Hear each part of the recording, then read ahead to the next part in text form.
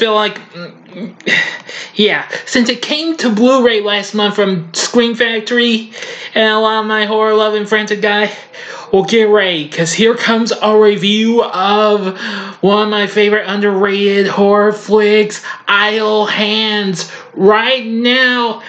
Help! Big D's Entertainment Rankings and Reviews. So greetings, my fellow YouTubers, and welcome to Big D's Entertainment Rankings and Reviews. My name is Doyle, better known to y'all as the Big D, and this time around I bring to you a review of the 1999 black comedy horror flick, Idle Hands, released by Columbia, directed by Rodman Flender, written by Terry Hughes and Ron Milbauer, starring Devon Sawa, Seth Green, Elden, Henson, Jessica Alba, and Vivica A. Fox. Now, the film focuses on your average, ordinary, lazy teenage stoner whose his right hand, becomes possessed and soon goes on a killing spree. Now, this film came out in April of '99, but unfortunately that came out just right at the time of once the Columbine shooting had occurred. And believe me, this film really got heavily dissed and what have you. And the film was a major dud. But however, because I hope you did like the end though, but because my hand is the way it is, I am going to defend this movie. Of course, the title is based on the saying, "Idle hands are the devil's playthings," or "the devil makes work for idle hands." Nevertheless, this film went on to become a cult classic. Anyway, we start out after a really cool intro with music done by Graham Revel, which that was really cool.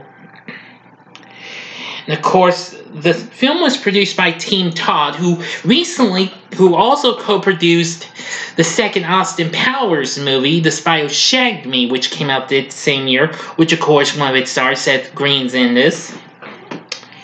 Yes. Anyway. Well, we soon start by seeing the parents of our main protagonist, who I'll talk about in a little bit. Well, I'll talk more about him, but his name's Anton Tobias.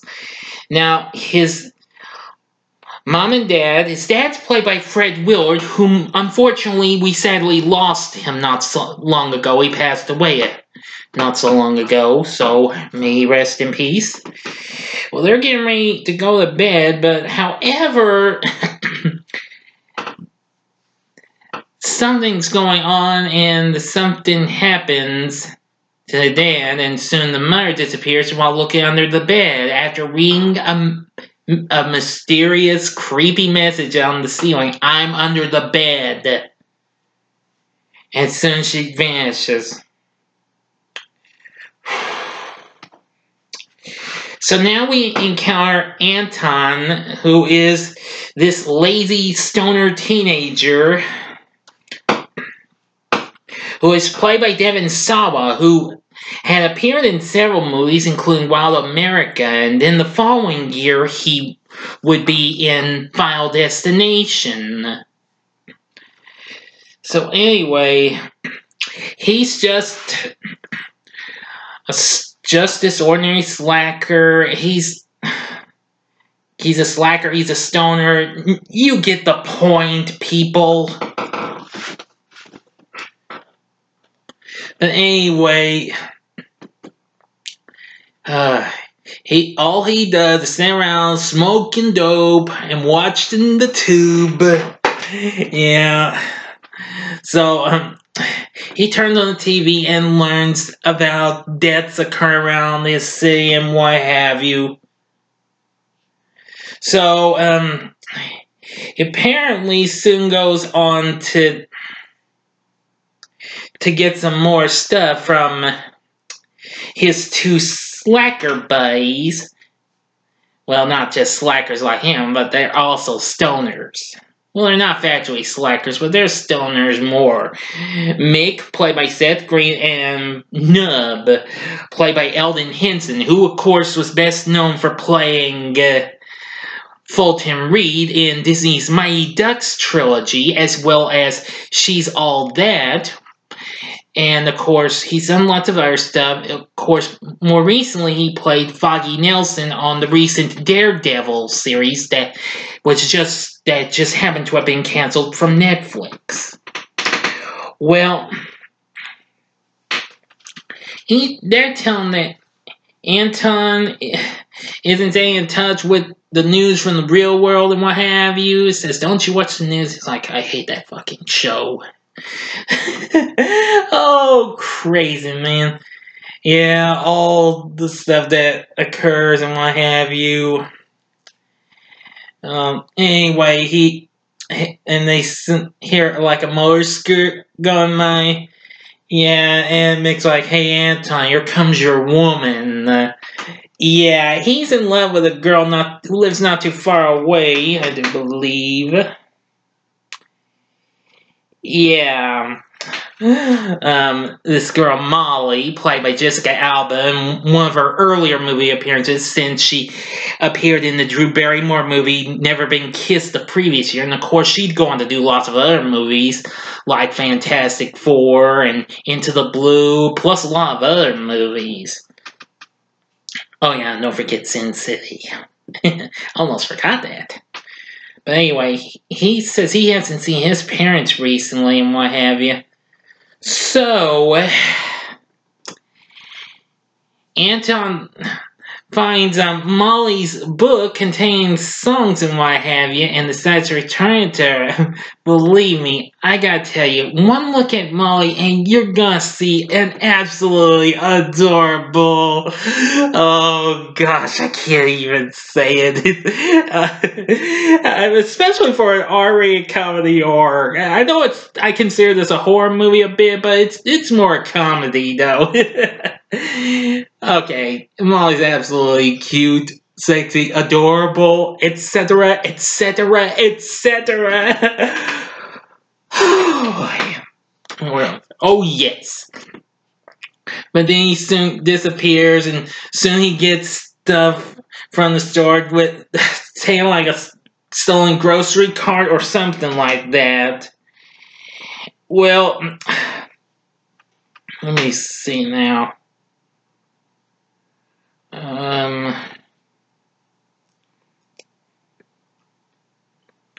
Oh yeah, and then he encounters these two officer dudes these older dudes he actually remembers from school, but McMacy and Rook, played by Sean Whalen and Nick Sadler. Yeah, they wonder why they couldn't be. Anton's coach said, "You guys were jerks." Oh boy. So they gonna take him, what have you, and all that stuff. So soon he returns home with a little stuff he got from his buddies and put a little nutmeg in it. What's up? Take it to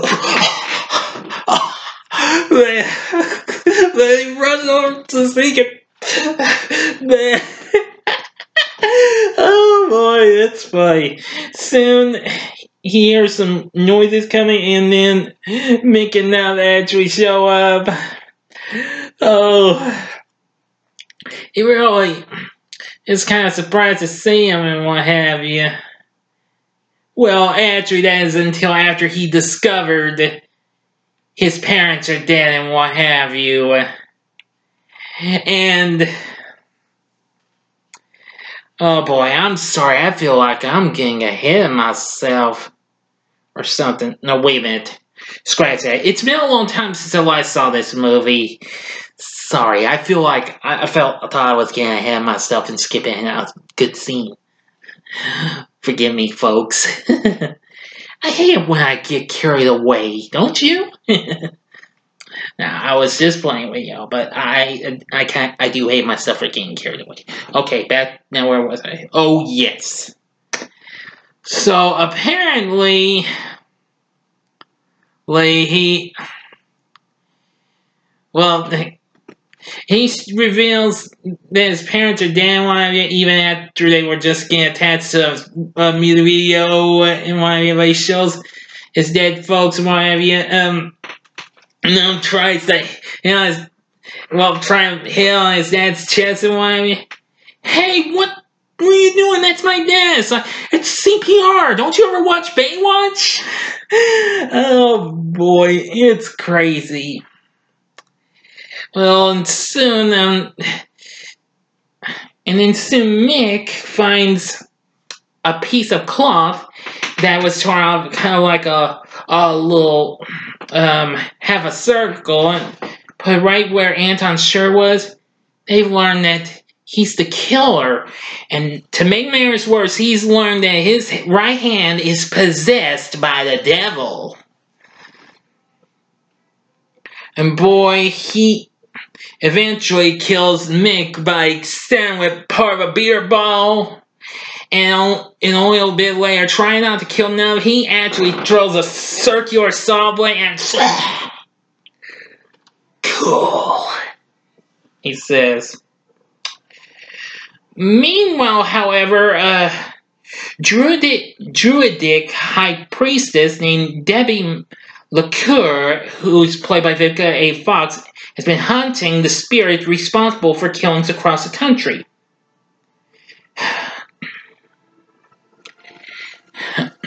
And after connecting to all others, she learns it's the star of Satan and would unleash a gateway to hell. But anyway, I'm getting ahead of myself today. But anyway, after he is killed, after Nub and Mick are killed, he apparently buries them and his parents in the backyard. He's now unable, and goes back into his house. He's unable to control his hand.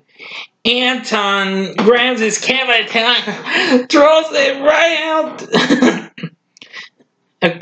right across the tree, and he tries searching for it. There he's about to encounter with his hand. His ass goes to Molly. He holds down the doorbell. He's trying to get his hand off. And it's like, aren't you a little old for Ding Dong Ditch? Sorry about your bush. And yeah, because he lost his not to mess up one of the bushes outside. A little fun joke.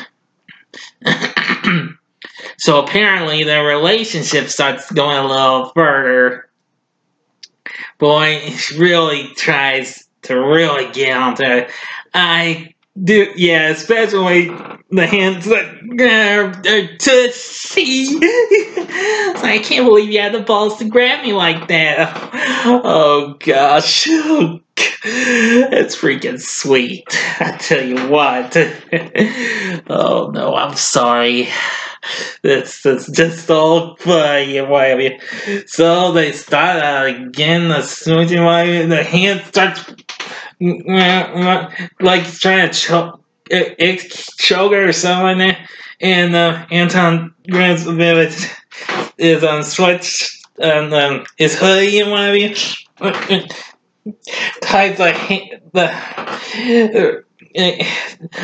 onto the bedpost so that way it's him wouldn't get on the control. It's like, you're kind of kinky. It's like, that's me. Oh boy. So apparently they really get up until our parents come back, but Anton manages to get away. And so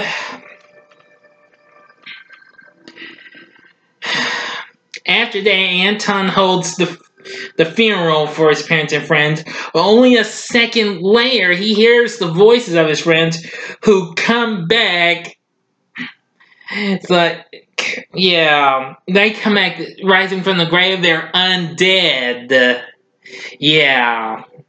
not quite like as creepy as you think, like you saw in an American Werewolf in London, or the extremely underrated and cheesy American Werewolf in Paris.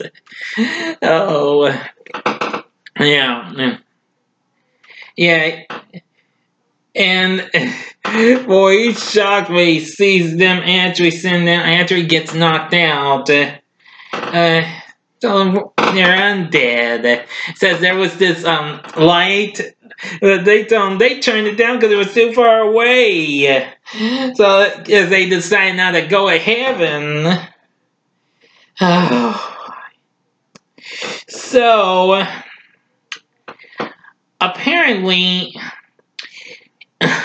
Anton runs to this here fast food joint and encounters another neighbor of his, this tough dude named Randy, and he explains to him that idle hands are the devil's playground. Explain what his hands been doing. So he decides to take a job and starts doing a little needlepoint. But apparently the two cops from earlier appear, and well, apparently he can't even believe this. Yeah, he apparently takes let's see. Takes one of them out with the knitting needle, stabs it right there. Ooh, that's gotta hurt. Yeah, only a second later, the other one they try to tell him to drop the knitting needles. Like, I don't think that's a good idea. It's just cuff me.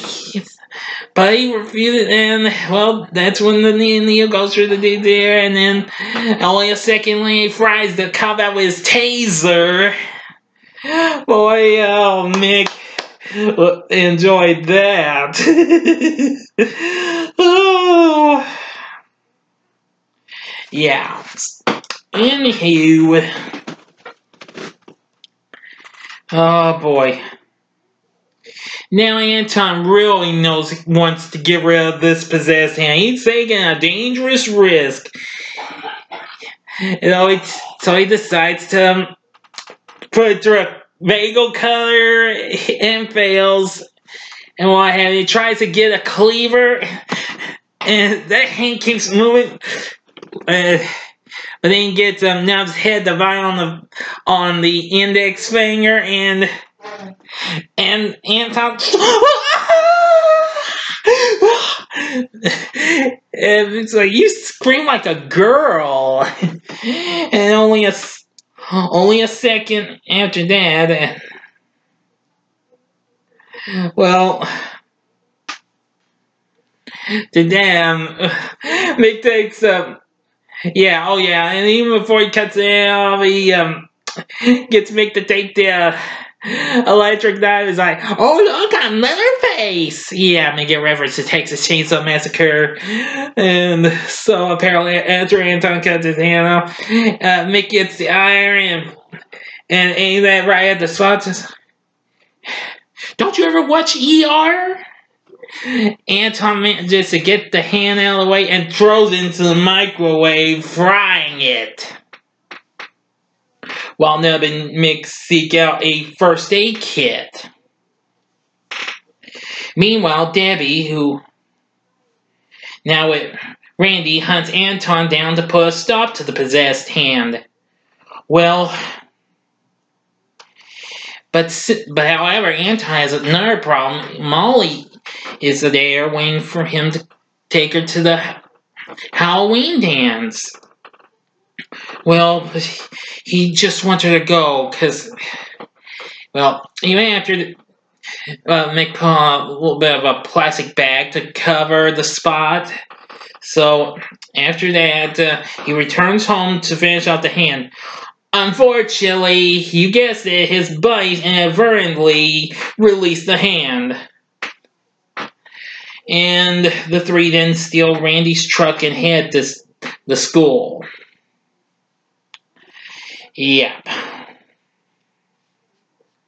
Yeah, and apparently, and then the hand soon goes after, well, well, a couple of friends of Randy's, I do believe.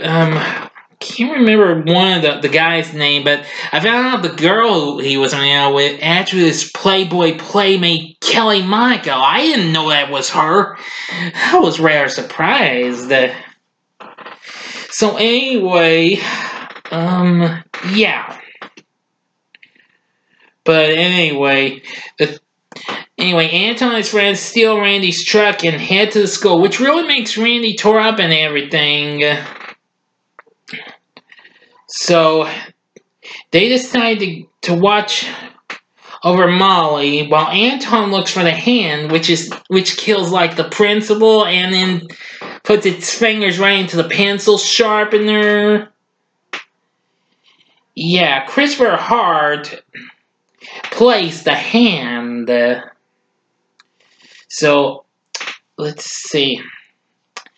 And really goes off to kill. Anyway, Randy manages to catch up and beat up Anton, but Debbie's there with this here dagger, ready to kill him because of his hand shows up. I think that was a mistake, but he's trying to save Molly. He's like, if that's what the hand wants, but it gets him in night. I do believe that's what it said. It's going to take her straight to hell, to the underworld. Right? Take Molly's soul into the netherworld. Well, that's almost the same, I think. Okay, now I'm going to get to the last bit. Hang on. But Anton soon crashes the dance and tries to warn everyone about his hand, but he's ignored. Okay, you got 5 seconds to stop this vid. Go to the description box below. Fast forward to avoid ending spoilers. Here we go. Okay, you've been warned. Well, the hand comes out and then scalps the lead singer of the band that's performing, causes a panic, and that band happens to be the punk rock band The Offspring, and that would scalp their leader Dexter Holland, who, of course, the band recently had released their second Columbia Records album, Americana, which featured their ever-popular hit Pretty Fly for a White Guy, which was featured in the trailers, but not in the movie, though. Which they were performing some songs, including a cover of the Ramones tune, I Wanna Be Sedated. So, Molly and her friend Tanya escape through the vents. They attempt to go through a fan, which they have stopped with Tanya's shoe, but however, the hand pulls a fast one and gets hung on the rope. Molly tries to pull Tanya off the fan, and Anton's hand ends up removing the shoe, allowing her to be pulled to her death. Oh boy. Molly then runs into the art room but gets knocked out. Anton enters and fights with the hand while he's inside a puppet, but it escapes to the owl shop, where Molly is strapped to a car. As Anton tries to get her off her pretty little white angel costume going on, yeah, just bra and undies. Oh, again, it's freaking sweet to look at that, but oh no, God, what's wrong with me? I'm sorry, I couldn't help myself. Let's see. Oh yeah, being raised toward the ceiling. So Anton and his buddies fight with the hand over the controls. Yeah. Molly's not too thrilled with what he's trying to do and what have you, because she was getting closer and closer to that satanic star with every passing second.